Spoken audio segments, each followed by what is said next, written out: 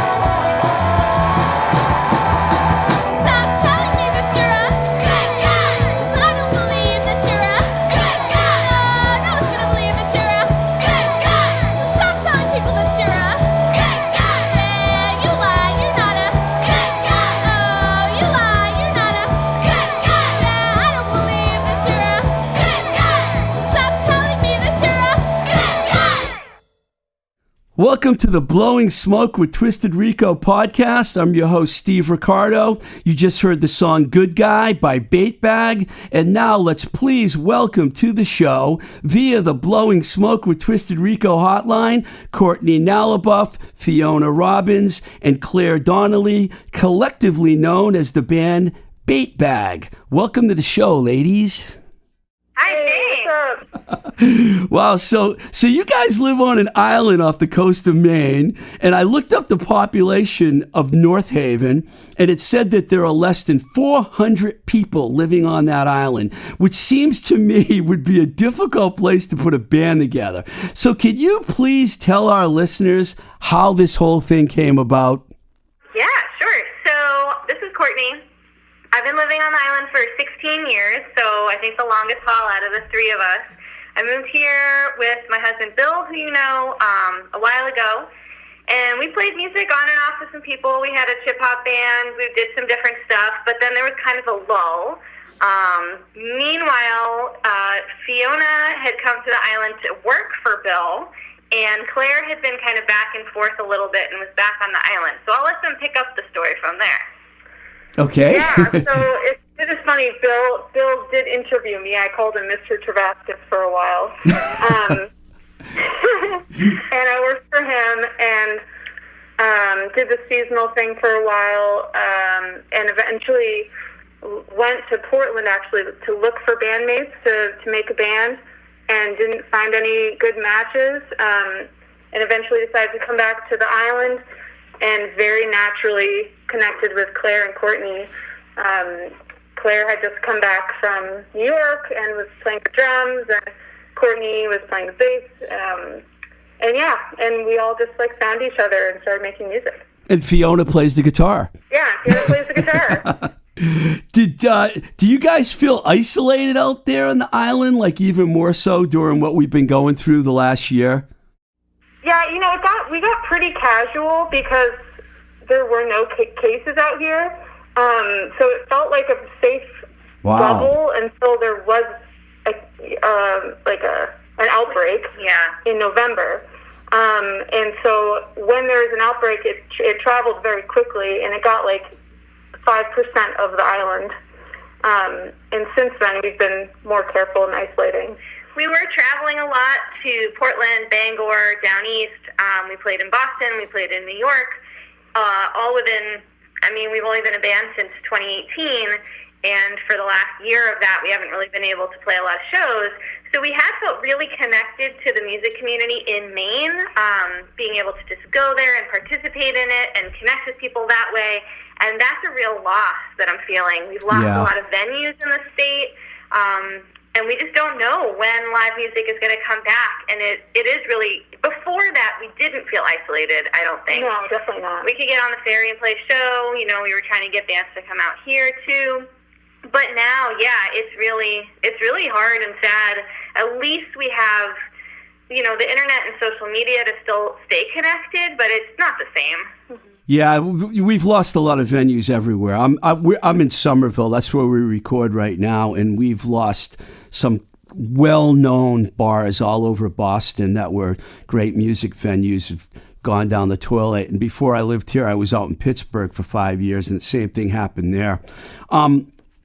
You guys describe yourselves as a feminist punk band, which I love, with influences like Sleater-Kinney, a band that I really love also, and La Tigra, which featured Kathleen Hanna from Bikini Kill. Should I assume that you're also fans of the early Riot Grrrl scene that started with bands like Bikini Kill and Bratmobile as well?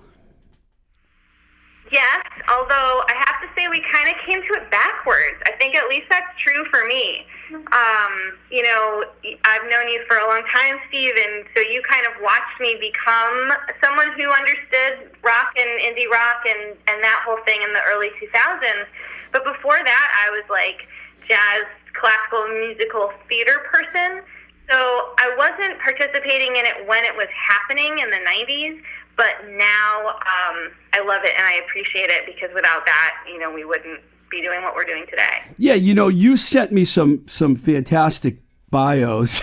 Fiona's bio is good. I love this.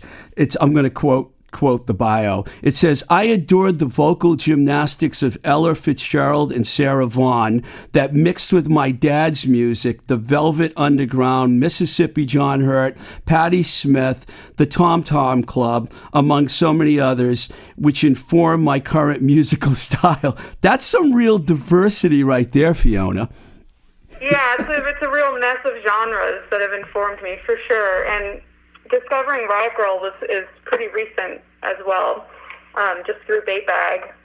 I think Claire's got the most honest claim as a punk, I think. Definitely. Yeah, I was gonna actually use one of her quotes next. Not to be outdone, Claire said, "I started a punk band in the 10th grade with my best girlfriends after being inspired by Sleater-Kinney, the Donners, and the Eyeliners." So that seems like she was kind of ahead of the game a little bit. But you guys have come together as a really good band. Thank you. I missed a lot of what was happening out on the West Coast and what you're talking about in sort of Bratmobile and Bikini Kill and all of that Unwound, like all that whole scene. I was, we were definitely a little bit more East Coast focused, but I think, I remember like listening to the Sleater-Kinney CD and just like that was really, that Dig Me Out, that album that came out, that was like super formational for me. Yeah, I really love them. One of my favorite songs is Modern Girl by Sleater-Kinney. I don't know why I love that song because I'm the furthest thing from a modern girl myself, but it's like... Yeah, that's so really good one. I was going to ask you guys about the songwriting process. Are you using real life situations to come up with these songs? Like, for example, I pull this quote from the publication Maine today. I know, in all fairness, this article was from a couple years ago, so you might have changed. But this is what I got out of it. I quote, as to what specifically influenced the writing of their songs, Nalabuff, Bait Bag's primary songwriter, spoke of the avalanche of explicit grabbing, the Me Too movement, gender equality, and Burt Kavanaugh, among other topics. I wanted to write songs that were empowering and hopefully can give people space to say, yeah, push away all that nonsense. I think that other than I'm not really only the primary songwriter anymore, I think it's balanced a lot more in the last 2 years. That's still totally true, though. I think everything that we bring to the table is a reaction to something that we're genuinely feeling or seeing. Yeah, I pulled that from an article I found online from a couple of years ago, so I figured some of it might have changed. So it's a pretty fair representation of the impetus of the songwriting, though, the style, basically, because you describe yourselves as a feminist punk band, so I think, Yeah, and it's hard. This is Fiona speaking, and it's hard for me as a songwriter to write about things that I haven't experienced, but I think, for example, Good Guy, Claire wrote the lyrics to that song, and that was, based in a real experience that we had, but then we extrapolated to a larger issue of, gender dynamics. So I think the songs that I work on kind of come from a personal place, but then get expanded out. This is Courtney. I tend to be ripped from the headlines, kind of. We just played a show with the Maine Women's Lobby over Zoom, and it was the song I wrote about abortion rights, and the song that I wrote about childcare, and the song I wrote about postpartum care. That tends to be where I come from as a songwriter right now. I just played an open mic online, and I was like, this is the one love song I've ever written. Every other song I've written has been because I was mad about something, and that is maybe not an exaggeration. Since I started writing stuff in Boston, that's when I write a song, is when I'm really pissed off. It's really funny because you guys have this, I don't know if this is the right expression, parallel band, because I know another band called 50 Foot Furies. They're in Jersey City. And they're also doing pretty similar things to what you guys are doing. And Susan, their bass player, is someone I used to work with. She loves you guys, by the way. And I told her, I said, once we get through this mess, you guys should get the bands together. You could have an amazing Riot Grrrl night with these two bands. It would be so cool. You could go down to New York. They could come up here. It would be really cool. Courtney, I believe you mentioned to me that your husband, Billy, you mentioned him earlier. I know Billy and love him, who we go way back from his time playing in the Charms and other projects. A band, by the way, that Courtney actually played some high-level gigs with on the Farfisa organ, including, I remember, that New Year's Eve gig opening for the New York Dolls and the Trogs in New York City. You must remember that, right, Courtney? I was fully sober and cogent for that entire experience, and I remember it very well. I remember playing CBGBs with them too. It was amazing. Such an opportunity. That's cool. Right. I forgot about CBs. Yeah, I remember. I know there's some photos of you guys hanging out with the Trogs, which is pretty cool. Yep. And Billy he's pretty much involved in the recording process, I'm assuming. Yeah, we record right here in the house. We call it Studio Way because you guys all call him Billy Way. We still don't know why, but that's been his name forever. We record upstairs in our house at Studio Way. He's been producing and engineering us since day one. We're really lucky to have access to that and that relationship. He's our photographer too. Actually, he does all our photo shoots. He's a good photographer, so I'm not surprised. Billy's a very talented guy. I remember when he was playing in the Charms for a while, and then they were going on that tour in 2005, and he couldn't do it, and that was... He couldn't do it. I made him move to an island off the coast of Maine. Yeah, I'm still mad at you. I'm still mad at you for that. That's fair, because that tour was kind of a hot mess, if I recall. Oh, yeah. Billy was there, though, because he knows how to lighten up the moment. The Give Me That Shot video, Billy's like the star of the video. He's like fantastic in that. So, once we get through this, I know you guys are safer, you mentioned, although 5% is a pretty, that's a pretty scary rate. But you guys seem to be a little better off out there on that island. What are your goals? Like, what do you plan on doing, with the band? Do you have more recording you want to do? Do you want to take it on the road? I mean, what's your plan? We're releasing a single at the end of March, March 26th, so stay tuned for more info about that, and we're going to have some cool merch to go with it. We haven't done merch in a little while. We're pumped about that. We have a lot of demos that we want to sort of finalize and release, and long term we want to put out a full-length album, but really not until we can, hopefully tour a little bit to support it. Get on the road with the 50-Foot Furies. Yeah. Oh, so you like that idea. That's good. They're going to be hearing this because they listen to my show all the time, and they'll be excited. They're actually going to be on the show in March. Oh, sweet. Just like get back out and play shows. There's a lot of stuff that's been indefinitely postponed, a couple music festivals that we were booked to play. So getting back to that will feel amazing. But yeah, long term, like a lot of shows, getting out of state if possible, and putting out a full length in the future. So do people know you guys are in a band on the island? Yeah, definitely. All 400 of them? Multiple times. What's that? I said all 400 of them? Yeah. We got we got a badge in the mail saying you're a real punk now, because we got some complaints from neighbors when we recorded outside. So that was good. Yeah, I like that. I like that. Hey, this is like a quarter mile down the road, but still, little Facebook pop up like, who's making all that racket? Is there a lot of younger people on that island? Yeah, there are. There's a good amount of young folks out here. I would say, I don't know, like 30 people. So many young How many would people. you say, like in their 20s and 30s? Like maybe more. I think There's more. a lot of young people out More here. than when Bill and I moved here, that's for darn sure. Like, when we moved here, it was really hard to find peers. It's gotten so much more fun, I think. Yeah. It's just, a lot of younger, I say younger, I'll be 40 in April, Steve, but... oh, wow, you're so old. You're No. It's frightening. It's frightening me. People are choosing to be here, I think, and that makes it a little bit of a different vibe. Like, it's not just people who are here because their families have always been here. People are choosing to live out here, have kids out here, have a house out here, and doing some really, really cool stuff in the community. So it's a nice feeling. Yeah, there's a lot of creative transplants, as you call them, putting their roots in. There's 2 other bands out here. Billy's in a band. Yep. And then there's another punk band, if you'd believe it. So. Yeah, they're a little more hardcore than we are, I'd say.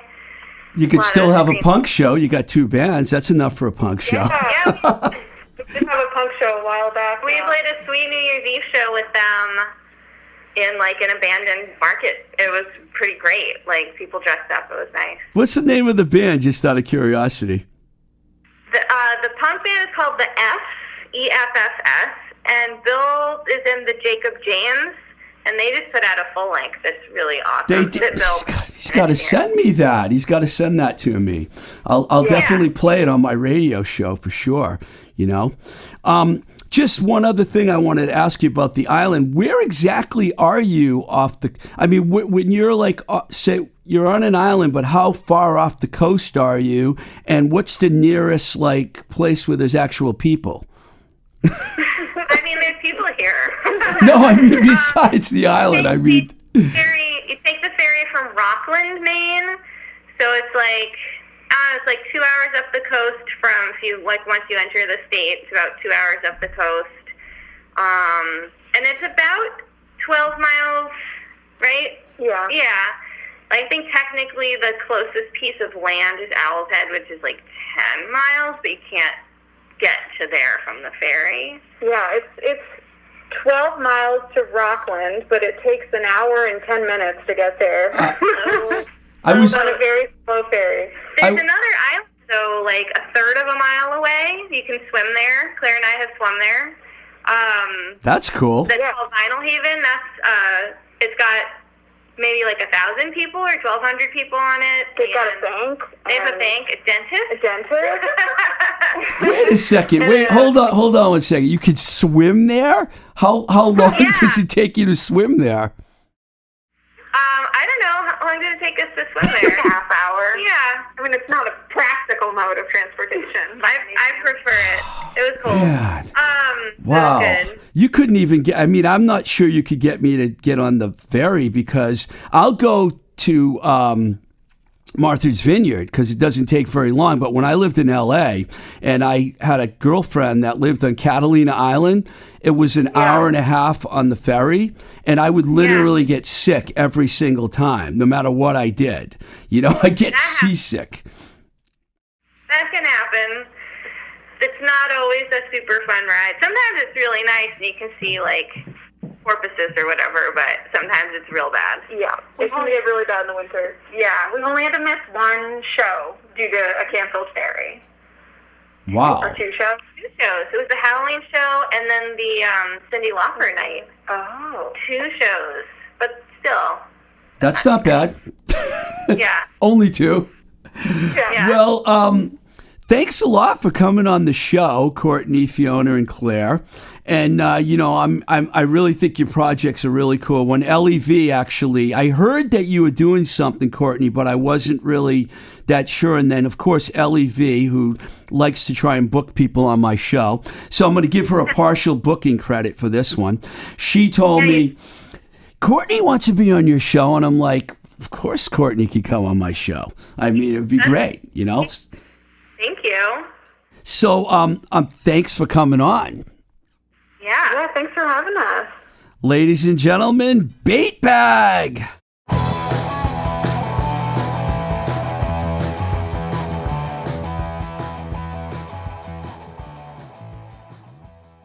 Yo, yo, yo. It's Zach from Baby Loves Tacos. Just wanted to give a huge shout out to Steve Ricardo and his incredible podcast, Blowing Smoke with Twisted Rico, where he tells incredible stories of a life on the road, herding stray kittens, personalities, and conveying incredible stories to all of us out here in a crazy world, whether you're in a blizzard in a parking lot in Pittsburgh, like me, rolling fat burritos for your customers, or just chilling out after a long day.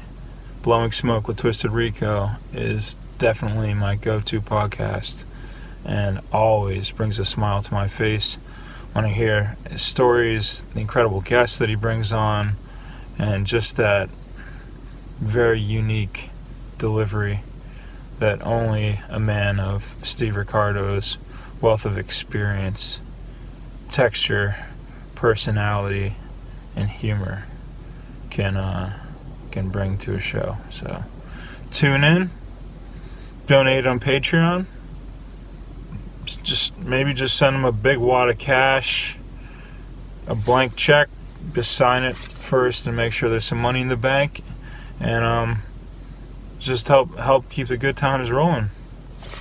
Peace.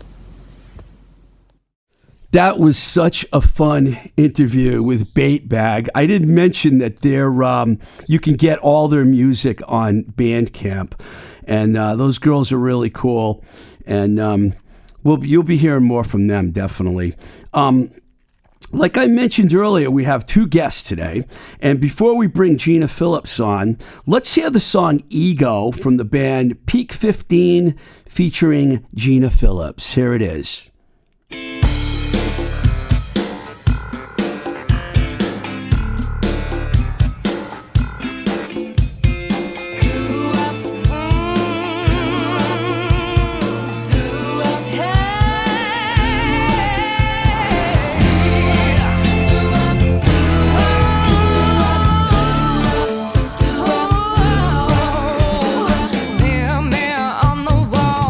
the smartest of them all. You're the king, you're on the top. Don't you think you'll ever stop? Don't let your ego get in the way. I just wanna be in a place where everything is give and take. Break the code and break the mold. Let your life turn to gold. Don't let your ego get in the way.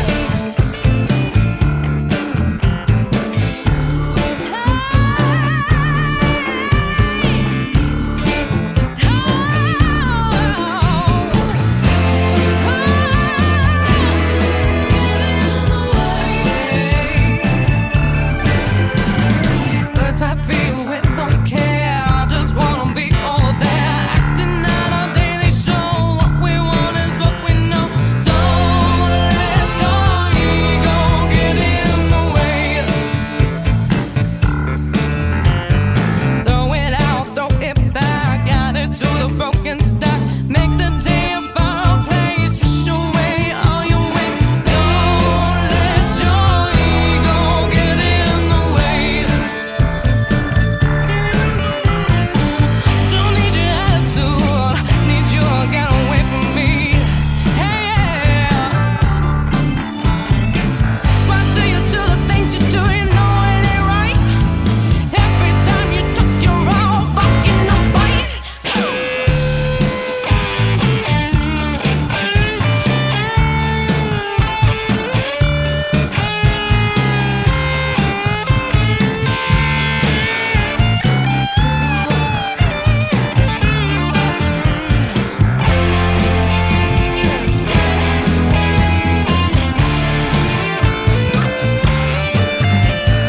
I just wanna stay carefree where you can't come bother me. I'll make sure you stay away. I'm all done with your games. Don't let your ego get in the way. Near mirror on the wall, you're not the smartest of them all. I'm the queen, I'm on the top. I don't think I'll ever stop. Don't let your ego get in the way. Don't let your ego get in the way. Don't let your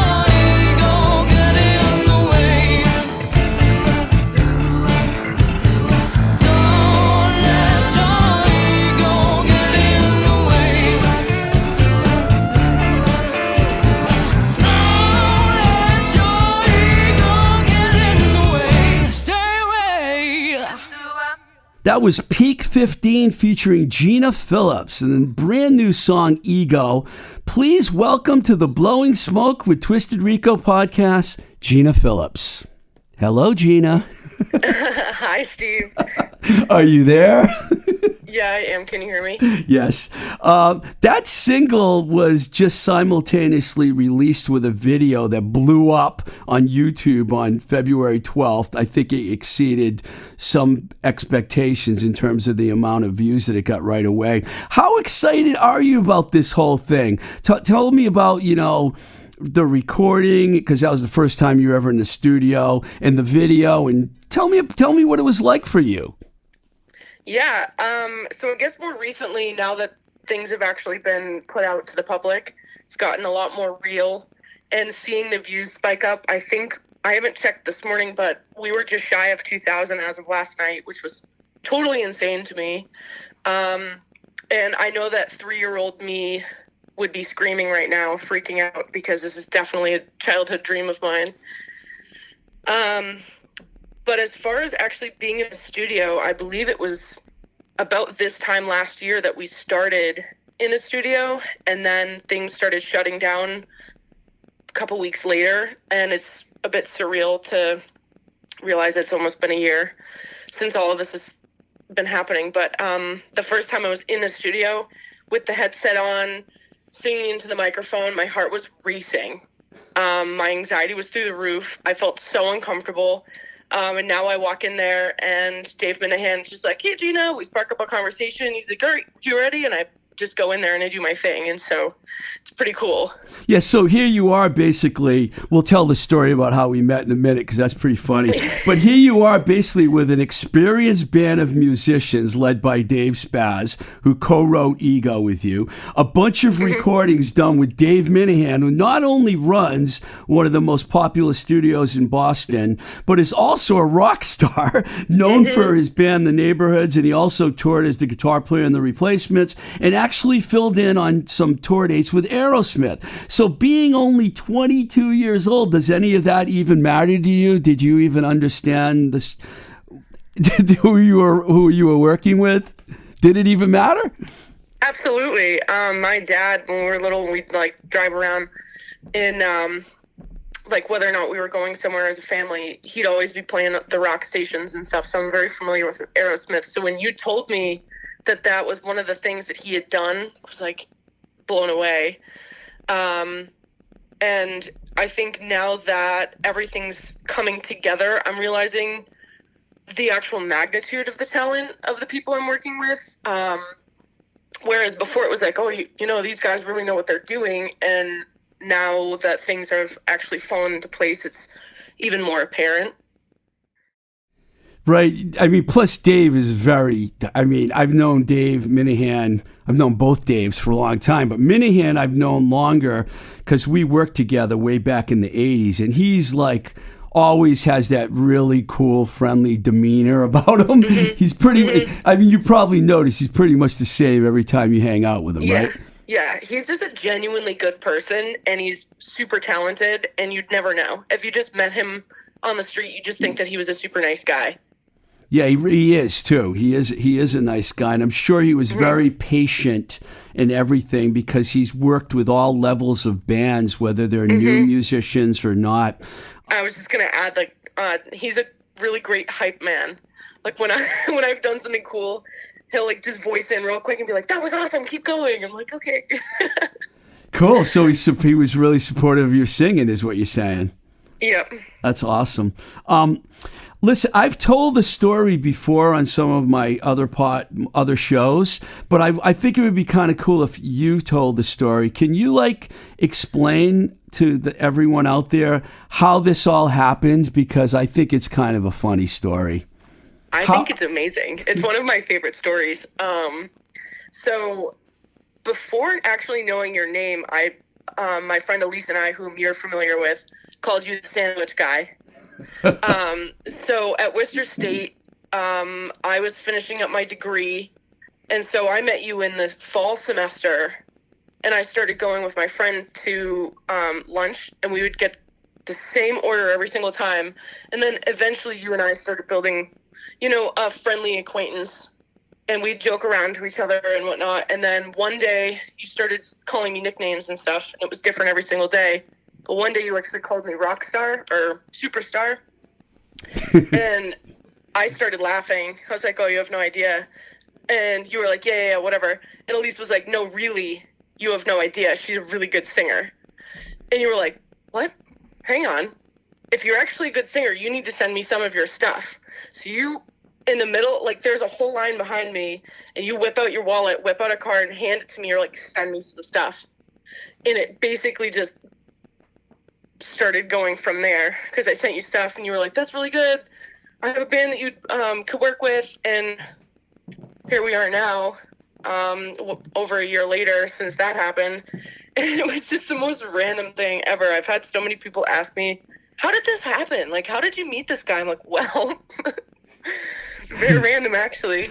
Well, it was very random that I was actually working at Worcester State University making quesadillas and sandwiches for college kids. I don't know. My friend Tom Wilson, who was a roadie for The Cure and Depeche Mode and all these huge bands, he one day called me and he knew I moved to Worcester, and he's like, hey, I heard you're looking for a job. You want to come work with me down at Worcester State?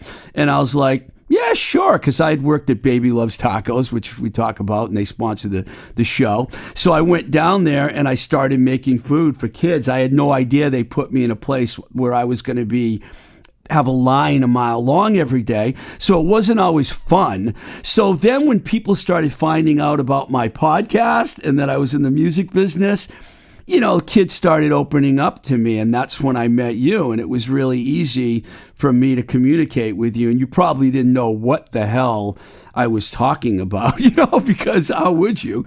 But it kind of escalated, because the minute I told Dave Spaz about you, he was like, "You think she'd want to sing with us?" And it's like, yeah, I think she does. And I don't remember exactly, but I don't think you guys got to rehearse very much, because didn't the pandemic hit right after that?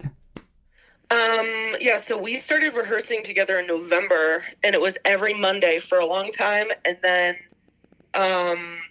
we finally got into the studio around this time last year. And then, what was it, the second week? It was literally the day of my birthday, the 17th, that they decided to shut down all bars and restaurants. And that was in March. So it was we only got a few months worth of rehearsal in. And mind you, I bombed my first rehearsal with them. I remember that, actually. Yeah. I remember I talked to you on the phone, but you know what? No, everyone it wasn't like that was unexpected. You never even had played with a band before that, did you? I had done little stuff with, one of my good friends. He was he still is, great guitarist, and we'd play little things here and there. And my cousin Jody Frawley, who's an amazing musician, I've sung with her a couple times. Jody Frawley, the guitar player, is your cousin? Oh, yeah. I know Jody. I thought you had known that. Yeah, no, Jody Frawley is very much so my cousin. Wow, I don't think Dave knows that Jody and I know each other it's from a while back. I remember seeing her play and talking to her a few times. I did not know you guys were cousins. Wow. That's cool. That's cool. Yep. Wow. So this was a single, and so now later this year you have an EP coming out with, what is it, 5 or 6 songs? I believe as of right now it's 6. 6 songs. Do you have any goals and plans, for the future on what you're going to be doing with your music? I mean, are you going to? What is your plan for the future? That is such a loaded question. If you asked me even 6 months ago, I had a different plan than what I have now. If you asked me a year ago, I have a different plan than what I have now. As far as music goes, I've never been in a position where I've put it first in my life, and it's been such an overwhelmingly new and amazing process. I have no idea. When I daydream about it, a song gets picked up and blows up, and all of a sudden everyone knows my name. That would be super cool. Cool. So do you hope to play live shows and stuff with Peak 15, or is this just a project that you're working on? Or that's what I kind of meant when I asked the question. I didn't know what you planned on doing, but I do understand your answer that you could change your mind in 6 months, because you're at an age where that kind of does happen when you're young. Right. That's why I'm not giving a steadfast answer, just because so much has changed already in a year, especially with the pandemic. We have no idea if or when we'll be able to play out, and by then what that's going to look like. You know what I mean? But ideally, yes, we would get to play out together, because I love performing in front of people. So that would be super cool. Nice. Now, you know what I wanted to ask you about? I started to, and I didn't, the video. What was that like when you met the director, Lauren, and then you record? How long did that take to make that video? I believe when I counted out the hours, it was about 14 in total. That's amazing. Only 14 hours. Wow. Mm-hmm. So what was it like working with Lauren? Both Lauren and Sierra were super duper friendly, very open to ideas. It was a very, what is the word I'm looking for? Collaborative session. Uh-huh.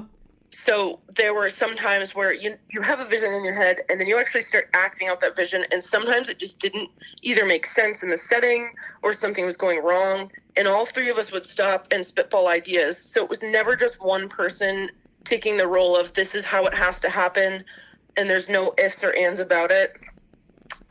It was extremely collaborative. They were super friendly and awesome, very talented, and it was fun to work with people also closer to my age. Right. I want to try and say Gina's last name, and I don't have it in front of me, and I know I'm going to mess it up. Googly, see what I mean? And I can't. She has Lauren's last name? Yeah, I mean Lauren. I'm sorry. What did I say? I meant Lauren. Well, she's an actress too, so she actually has been in videos. So she's been on both sides of the camera. And I apologize to our listeners for not getting the name right, and I'm sorry, Lauren. I will try.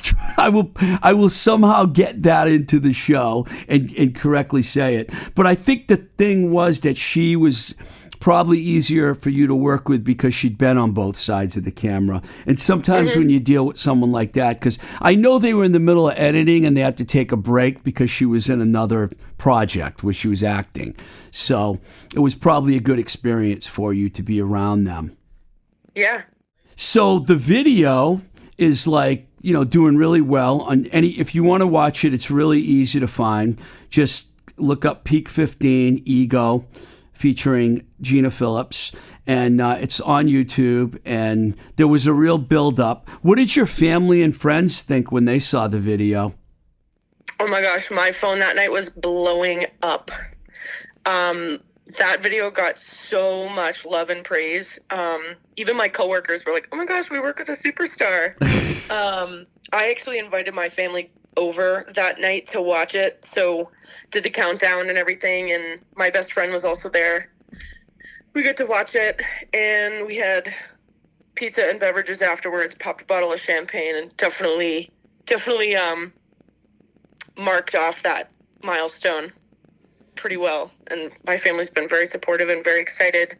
Both my parents pushed that video so much. They were tagging people and sending it directly to people, so they played a huge role in That's getting fantastic. views on it. And you mentioned this to me, that you grew up in the Boylston area, I believe, which most people probably aren't even going to know where it is because, my audience is like a worldwide audience. But it's kind of a sleepy little town outside of Worcester. And you actually told me one time, and I don't mind you saying this, that you're a little rednecky. I knew you were going to find a way to incorporate that. But you ride horses and take care of horses and stuff. So you don't drive around in a hyped up pickup truck with like American flags hanging on the back. I mean, right? No. I've definitely got a little country in me for sure. So actually last night I just rode a new horse for the lady I work for at one of the barns and did some jumping on her, which was super awesome. But we grew up like stomping through the woods, my brother and I, and making mud pies and riding on the tractor with my dad. And, I learned how to drive in a pickup truck. So it's definitely not beyond me. I've got camo muck boots that I wear to the barn. It's really funny because when I first started listening to you and hearing the songs that you were doing, a lot of covers you were posting online, I never would have thought country music was something, or even that lifestyle was in your realm of possibility. But you do like country music, don't you? Mm-hmm. I've only been to one non-country concert, and I've been to a lot of concerts. Wow. I mean, if you hear, for people that are going to listen or just heard Ego, you just heard it a few minutes ago, you probably wouldn't have suspected that. And I didn't either. But I'm curious, what was the one non-country concert that you went to? I actually hated it. I went to support my best friend because she really wanted to go. And I was like, oh, I'll go to this, I honestly don't even remember. It wasn't a big rock show or anything like that then? No, I would have enjoyed a rock show more than this. It was like hip-hop, rap, and it was like totally out of my element. I did not enjoy myself. We ended up leaving early. Well, I think you're off to a really good start, Gina. And, I mean, I know that you're like, you don't know what the future holds, but right now the future looks really bright for you. And thanks for coming on the show. And anyone out there that's listening, please go check out the video. The song is actually available on Bandcamp. And from what I understand from the label Spaz Productions, it's going to be available on all the streaming channels like Spotify and iTunes and everything. If it isn't already, it should be any day. So you can buy the song, you can watch the video, and then you can expect the EP, which is coming later this year. And is there anything else you'd like to say to your many fans before I let you go, Ms. Phillips? No, I just wanted to thank you for having me and making me sandwiches over a year ago and then starting this whole process. Well, thank you. And thanks for coming on the show. And I'm sure we'll be talking soon. Oh, definitely. All right. Take care, Gina. Yeah, you too. All right. Bye. Bye. Okay, that was a fun show. I mean, we had like Bait Bag on earlier. And once again, they're from North Haven, Maine, and they live on an island. And you can get all their music on Bandcamp. And then you just heard Gina Phillips. And it's Peak 15 featuring Gina Phillips. The song's Ego. You can find that on Bandcamp and also watch the video on YouTube. So we had a really fun show today. So thank you, Nick Z, for engineering. And please, if you're out there listening and you want to support the podcast, we have a Patreon page. It's patreon.com/Twisted Rico. This is Blowing Smoke with Twisted Rico. I'm your host, Steve Ricardo. Keep the rock and roll alive.